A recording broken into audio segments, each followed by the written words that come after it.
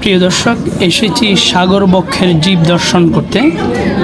তো সাগর বক্ষের জীবদের মধ্যে একটি নাম করা মাছ হলো ডলফিন মাছ। আমরা এখন ডলফিন মাছের খেলা দেখছি ওরা কিভাবে সাগর বক্ষের মধ্যে ঘুরে বেড়ায়। আমরা মাঝে মাঝে দেখি ডলফিন মাছ খেলাধুলা করে। মাছটি একবার আমার ক্যামেরা ঘেঁষে মুভ করছে।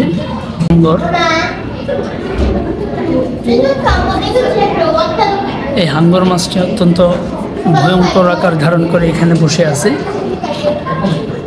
এটা যে কোনো সময় আক্রমণে আসতে পারে এবং এটা তার মুখটাকে কিছুক্ষণ পর পর নাড়ছে, খাবারের অপেক্ষায় আছে হাঙ্গর মাছটি। এই হলো হাঙ্গর মাছের জগৎ। জাপানের এই বাচ্চাটি হাঙ্গরটিকে পানির মধ্যে পানি খাওয়ানোর চেষ্টা করছে। দুটি হাঙ্গর পাশাপাশি এসেছে।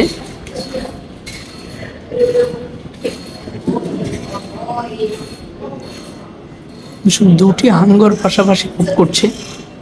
যে কোনো অ্যাকোয়ারিয়ামে দুটি মাছ রাখতে হয়, কারণ হাঙ্গর মাছগুলো সঙ্গীবিহীন থাকাটা কষ্টকর, এরা বেশি দিন বাঁচে না। এই জন্য সঙ্গী সহ দুটি মাছ একসাথে রাখতে হয়। সো দুই সঙ্গী একসাথে মুভ করছে। মৃত্যুর পর এই মাছের দাঁতগুলোকে কেমন হয়, দাঁতগুলোকে কিভাবে সংরক্ষণ করা হয়েছে দেখেন।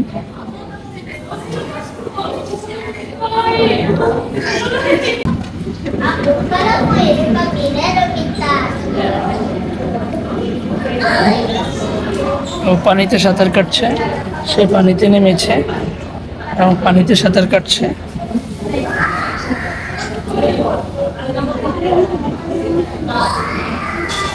এটা কয়েকজন দল বেঁধে পানিতে সাঁতার কাটে, আবার কিছুক্ষণ পর উঠে যায়। ও এবার দুজন মিলে বেরিয়ে যাওয়ার পথ খুঁজতেছে।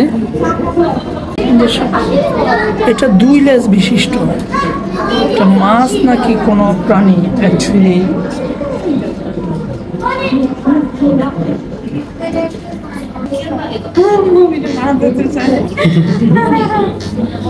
লেজ, দুইটা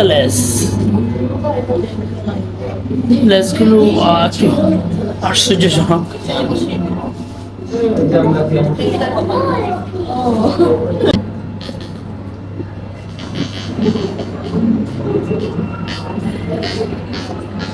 আসলে জাপানিরা এখানের মধ্যে ইংলিশ ভাষা দেয়নি,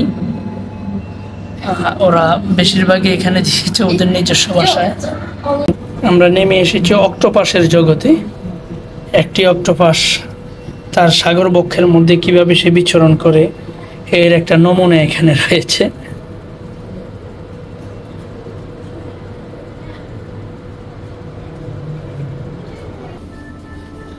দেন আমরা চলে আসলাম বড় বড় সব বিখ্যাত সাদা কালো মাছ।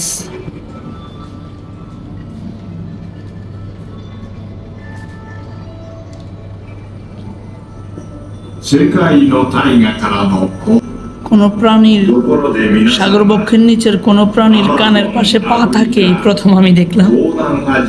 কি যেন এটার নাম আমি জানি না। এটা অনেকটা সাপ অথবা কেঁচো, কুচ্ছা, কোনো কিছুই বুঝতেছি না।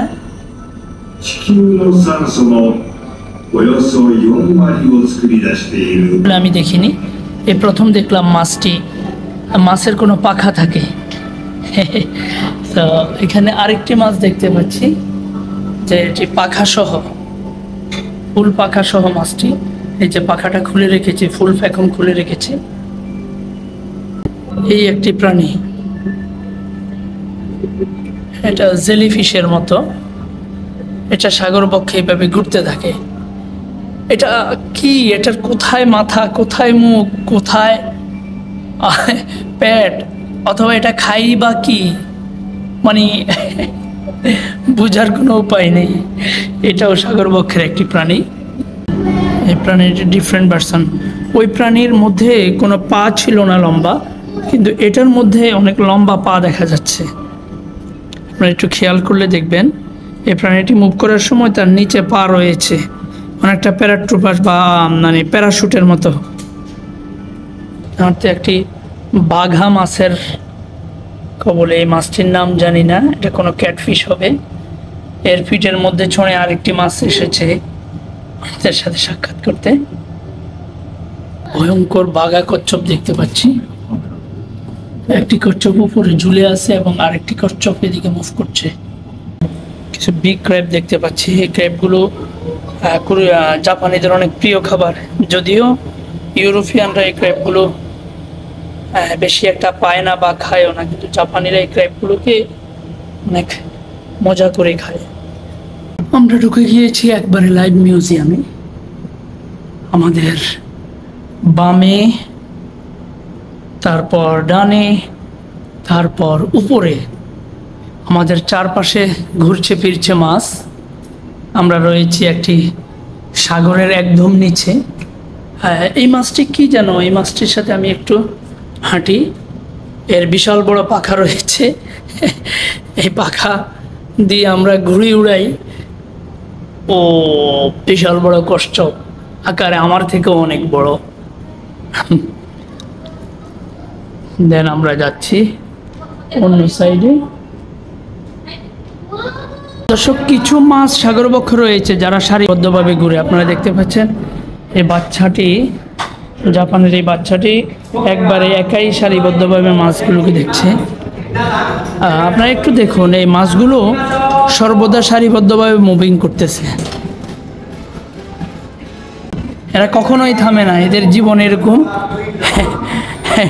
চক্রাকারে ঘুরতে থাকে। তারপর আমরা দেখছি ডলফিনটি খেলা করছে। একটি ডলফিন উপরে উঠে এসেছে, সেই মেয়েটি আরেকটি ডলফিন এখানে নাচানাচি করছে। দর্শক, অনেক দর্শক এখানের মধ্যে এটার খেলাধুলা দেখছে। সো আমরাও আপনার সাথে দেখি।